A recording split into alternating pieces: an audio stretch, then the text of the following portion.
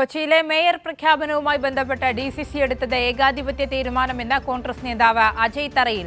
കൊച്ചിയിൽ നടന്ന തെറ്റായ നടപടികളിൽ അന്വേഷണം വേണം. AICCക്കും KPCCക്കും പരാതി നൽകിയെന്നും അജയ് തറയിൽ പറഞ്ഞു. ദീപ്തി മേരിയായിരിക്കും ഇവിടുത്തെ മേയർ എന്ന് പരക്കെ ഒരു സംസാരമുണ്ടായിരുന്നു. അതെല്ലാവരും അംഗീകരിച്ചൊരു കാര്യമാണ്.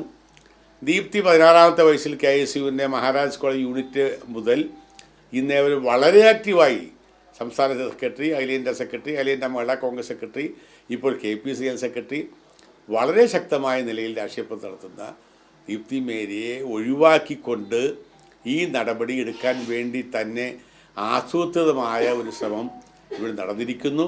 അത് വളരെ നീതിയുക്തമല്ല എന്ന അഭിപ്രായമാണ് ഞങ്ങൾക്കുള്ളത്.